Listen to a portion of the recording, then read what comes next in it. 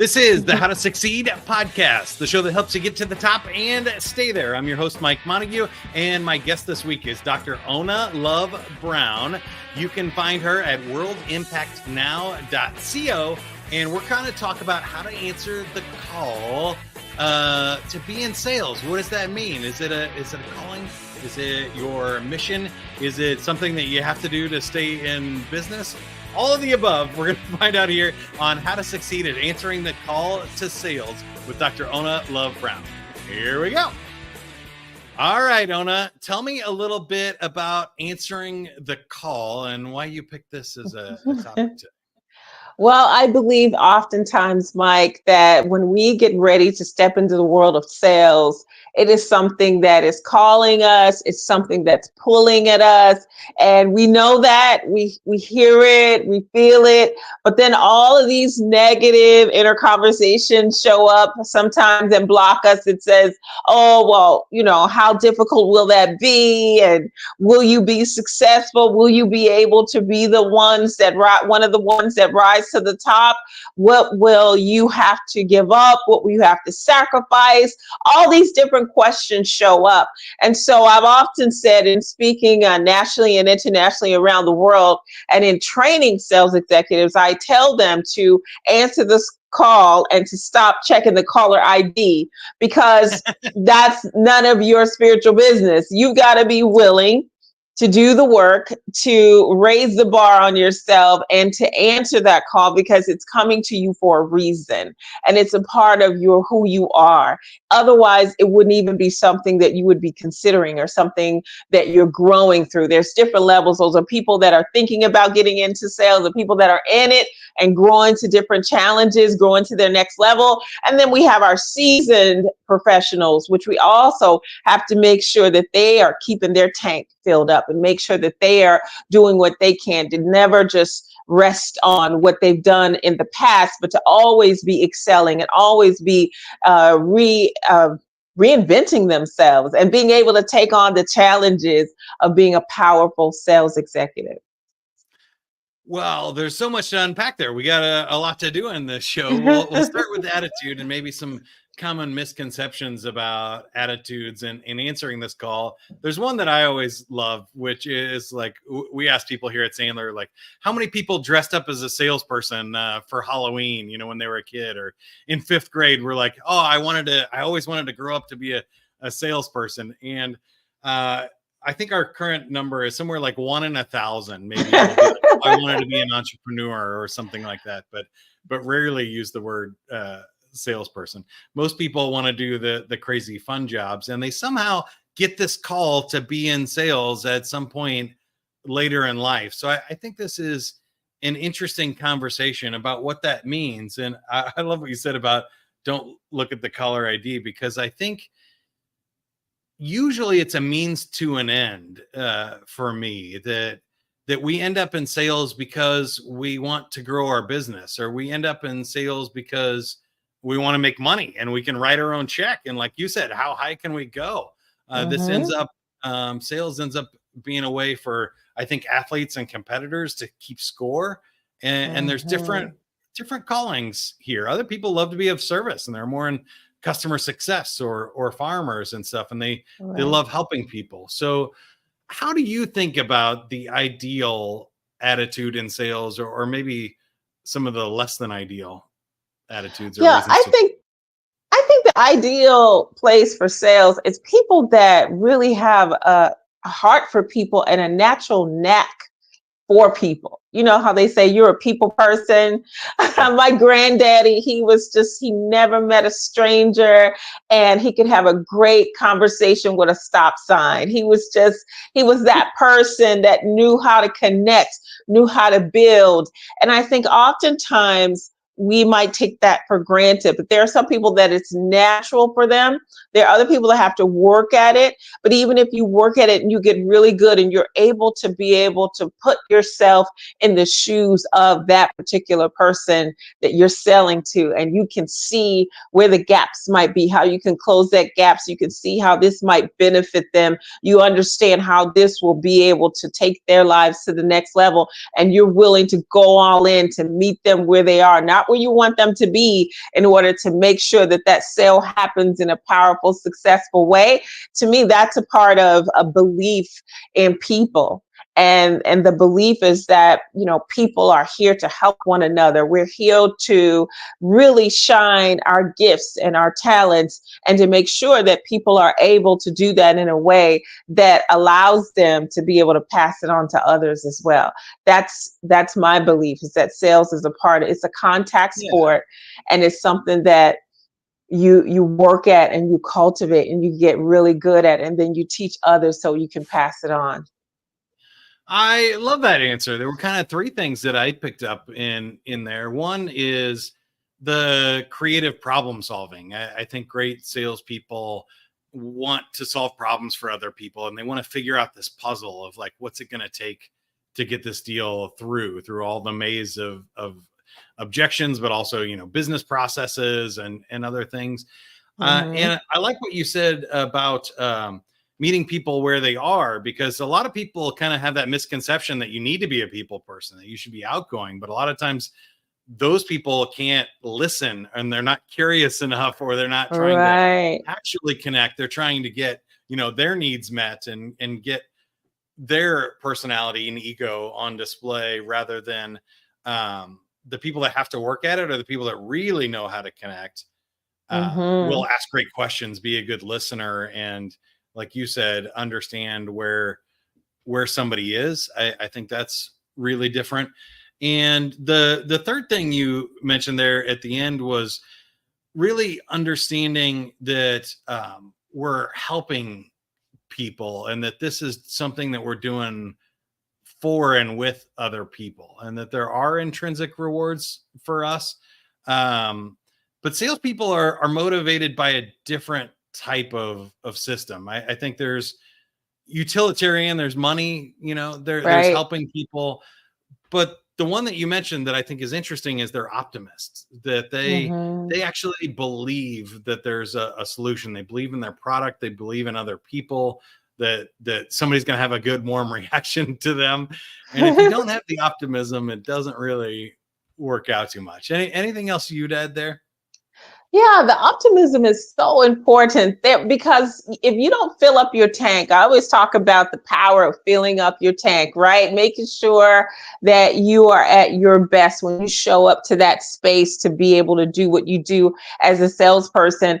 And if you're not at your optimal level, chances are when you get a pushback, when you get some resistance, when you get an obstacle in that process, you could easily not, you might miss it because you're not really where you need to be. And so making know your vitamin, you know, being able to push through and still see a way that you can find that beautiful place in the middle that says, makes a person want to say yes. And yeah, I can see it now. I couldn't see it before, but you showed me something different, or you gave me a different perspective or a different angle. All of that comes back to you. And so when I am talking to sales executives, one of the things that I talk about is, you know, I used to think people were crazy when they said on the plane, if by chance we lose altitude, make sure you put the oxygen on yourself first. I'm like, I'm a very giving person. These people are cold blooded. I'm going to help people first. I love elders. I love children. I'm going to do that. And then finally, it dawned on me. It took me a while that if I lose altitude, if we lose altitude and I'm losing oxygen, I can't help anyone. So I can't be my best salesperson. I can't show you the vision and maybe shift your perspective, get you to see this in a better way and how this is something good for you if I'm already on, my tank is on E, and I haven't done what I need to do to really make sure that I'm showing up in my A game and giving my highest and my best in that moment. Now, as we move to our behavior bucket here, these are the goals, plans, actions we need to do in sales to be effective. A lot comes to mind for me, mostly around what you're talking about here is resilience. There needs to be some sort of regular showing up and overcoming of obstacles. And I'm curious to know what you think are the key drivers here in people that have long-term success. And I love your Mhm. website here, World Impact Now, is if you're going to make an impact, that's probably not in one big swing, right? No. So what does that mean to you? So it means really a mindset of how you're going to approach this process. You're going to approach it from definitely longevity. You're not trying to see how you can get one big swing, one big hit in the moment, but how can you get that commitment that's going to help you to show up in a place where this is really a part of who you are, and how you can actually shine in such a way that they see the value of who you are and what you're bringing, and they're also going to be ready to make that commitment for the long term, not just for the moment, because that's not what you necessarily want. So it's about working on those behaviors that help you to be who you are at your best. And it's easier said than done. It's amazing because sometimes you don't necessarily feel like going to the gym. You don't necessarily feel like um, putting in the food that gives you the highest level of energy. You don't necessarily feel like working on your mindset. And that's the things that are going to help you to take that to the next level so that you can continue to not just hit your objectives or hit your quota, but you're going to be able to exceed it, and you're going to be able to rise to the top and be in that upper echelon of those creme de la creme salespeople that give that 150% because they go the extra mile and they do what is required in order to shine in a different way. And I think there's a lesson here for leaders as well in behaviors that sales, when we look at it long term, you've already mentioned motivation and finding that next challenge and staying up. And I think we can all get on in slumps, or we can get, comfortable in Mhm. what we're making and stuff after a while. Do you have any advice for leaders about maintaining these behaviors long term?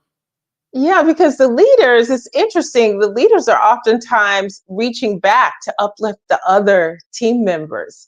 And so while they're having to push themselves, they're helping those that are looking to be fed, to be encouraged. They're helping those people that are ready to throw in the towel and maybe say, maybe this isn't for me. And to give that insight to say, yeah, I've been there before. I've had some rough weeks. I've had some rough months, and that's a part of the course, that's a part of the process. It doesn't mean that you're a failure because you failed. You've got to get up. What is that Chinese proverb, Japanese proverb? It says fall down 7 times, get up 8. You've got to press beyond those challenges. And so our leaders, they have a different responsibility. We know when a fish dies, it stinks from the head first. So the leaders set the tone and the pace for success. And they also help to show everyone what's possible. They're an exhibit A of what's possible as far as success. So leaders have to really be able to not just pour into themselves, pour into those that they believe in, and help those that are trying to get to where they already are. They've been there, done that, got a t-shirt and a keychain to go with it. They've got to help them to see what that blueprint looks like and give them their path that they can take and find their way to get there as well. I love that. This may take us to the technique bucket, but if we're still in behavior, that's okay too. Is there something that like true leaders do that are different than maybe say a manager or an operational kind of functional leader? Yeah, I would say true leaders, they don't they're not trying to get to the mountain by themselves. They don't think that it's just about me. It's a mindset of us and we and the team. And when you win, I win. And I'm going to go that extra mile for you. It's one thing to have all of this customer service for our customers, but oftentimes people can lack when it comes to our internal teams, and they're not giving that same level of excellence, that same level of greatness, and cultivating that talent, being able to bring out the best in another individual requires a committed mindset and ongoing effort, because it's not going to happen instantly. It is a journey. It is a process. Now, when I say the word technique, what comes to mind for you in sales? We're talking about here the tips, tricks, the hacks, the how do we get better at the role of sales? One of the things that's really, to me, I think a great technique is when you're willing to dazzle your client. You're willing, your potential clients, you're going to dazzle them. You're going to go that extra mile. I'm thinking of a speaker that I heard about at the National Speakers Association, and she actually sent out a box, a leather box, with all of her books and all of her information, and an actual kit all about who she was to the speaker bureaus. And people talked about this. I think it was a briefcase. No, it was a briefcase. And so people were saying, wow, how much did this briefcase cost you? And that must have been very expensive. And that was, you went above and beyond. That seemed a little too much. And she said, you've asked the wrong question. The question you should be asking is, how many millions did it generate me? So Mm. that's one of the things that I love to see in any salesperson. And we're all salespeople. We're all selling something. It's the ones that are professional, that are willing to do something that you will not see on a day-to-day basis. That's when the dazzle comes. That's how you disrupt an industry. And that's how you get to a place of amazement. They asked the CEO of Southwest Airlines, I believe, years ago, how did you guys come out of nowhere and deal with these airline giants and make your mark? And she answered in this interview. At this time, she was the CEO. She said, our intention is not to just please our customer. Our intention is to amaze our customer. And so when you get to that place of amazement and dazzle, you're going to see something different, because people will be touched. They will be impacted. They will have a connection with you, and that will make them want to not just come back again and again, but also tell others because of the experience. It's about creating that experience that can set you apart and be your unique selling point that helps you to grow to that next level where you can blow everyone out of the park. I think that is really awesome, and I'm gonna maybe break format here, just ask you a question off the script a little bit about you personally, of where this came from for you. So obviously, before we hit record, Ona had to go grab her pink jacket. If you're not watching the YouTube video, is you seem to dazzle with all of the tools, right? You're not afraid to bring the personality, the outfit, your smile, and bring wholehearted effort to this. Did that come from a specific place for you? Was this built up over time, or what advice would you have for maybe somebody who is wearing a black t-shirt and afraid to stand out? Well, first of all, you look fabulous in your t-shirt, okay? Thank you. I don't have a problem bringing my personality, but sometimes I do have a problem with fashion and obviously hairstyles. I can't lay in.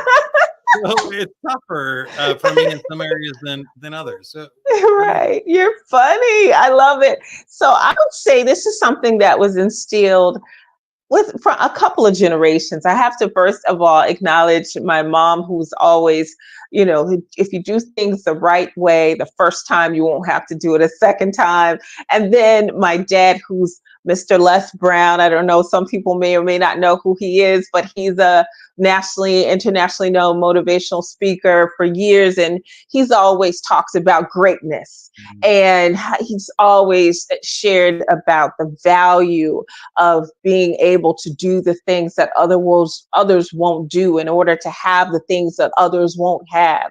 So having it from my parents and then my grandparents and my great grandparents. I spent a lot of time with my great grandmother when she was here. My grandmother's still living. She's 99, but they would say stuff like, everything that glitters ain't gold and birds of a feather flock together. But they always were instilling this thing of being a person of greatness, being a person that was willing to put your best foot forward and not just going through life and doing enough to get by or playing in mediocrity. That's not necessarily who I've been trained or groomed to be. And so that's something that I take pride in. I love it when I can do something that will wow an actual client or to take it to the next level. When I had coaching clients that would fly in to coach with me directly in Atlanta, I would have a limousine pick them up. I would have them stay, and they would think they were going to get a regular room. It would be upgraded to a suite. I would have flowers in the room. I would find out their favorite color and get a journal, the color that they liked, different things to just show that somebody's noticing you and you're not just a number. And I care about you. And it's the little things. I've always been impressed with the little things that can go a long way when you're willing to get connected with a person and see them and hear them and let them know that they are valuable to you. I think that's There you beautiful. go. Yeah, I love those, and I think those are good things that fit into our technique bucket. So we nailed it. We didn't get too far off track. You gave us some great ways to do that, and I think they are subtle sometimes, and sometimes they are hard to come up with, and other times they're obvious. And if you take the time to really think and care and listen to people, those things come forward. So that's great. All right, So I I want just to want to get say this one quick thing, if it's okay. One more Mhm. quick thing about us developing our interpersonal skills. The more I know about me, it makes it a lot easier for me to be able to connect and know about you. So oftentimes when you have people that are disconnected from themselves, and they may not know their favorite color, they may not know their favorite number, they may not know what gives them joy, what really lights them up, then it's challenging to learn that, to be present to that for others. So I feel like that is definitely something that can help you take yourselves to the next levels, working on how connected you are and how much you really have spent time getting to know yourself so that you can then extend that to others and really get to know who your potential clients are and how you can serve them in a way that you can serve their socks off. I like it. I just had the image of the socks off. Okay.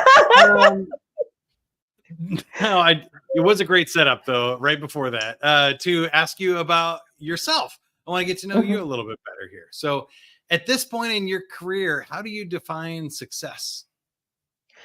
Success for me is doing what really doesn't feel like work, and that's helping people. Anytime I'm helping people, it could be through my coaching, it could be through corporate training, which I love to do, interactive corporate training where it's high energy and it's fun and it's not boring and people texting each other, yeah, just wear some sunglasses so you can sleep. They don't want to go through it, but it's mandatory. But no, you want to have it where, man, you're going to love this. Definitely, you're going to want to go to this team building training or this customer service training or this sales training because it's something that's going to bring out the best in you and it's going to give you some insights, some revelations, some ahas. So when I'm doing that, I don't feel like I'm working. I feel like I'm shining my light. We all sung that song when we were kids, this little light of mine, I'm going to Yeah. let it shine. So when I'm shining my light, I'm making a difference. that's when I feel as if I'm in a place of success. And that's what I feel like I'm tapped into my true purpose. And then everything else works out. Well, it sounds like you've had a lot of fun along the way, but was there a particular failure that you are most proud of or a hard lesson learned that you had to get over in order to be successful? hmm I feel like there was a time when I was comparing myself to my dad and Yeah. wanting to figure I had to find my own voice, which was interesting because I'm known as the message midwife. And oftentimes I would sit with people and extract their concepts, their beliefs, their philosophy, their story, help them to create their foundational message that they want to share with the world. And it was interesting because when we would share the stages together around the world, I felt like I didn't know if people wanted, if I would bring any value. This country girl from Kentucky, like, do people want to hear some of the things that life has taught me, some of the insights, some of the revelations? And I felt as if it was like a grasshopper next to a giant.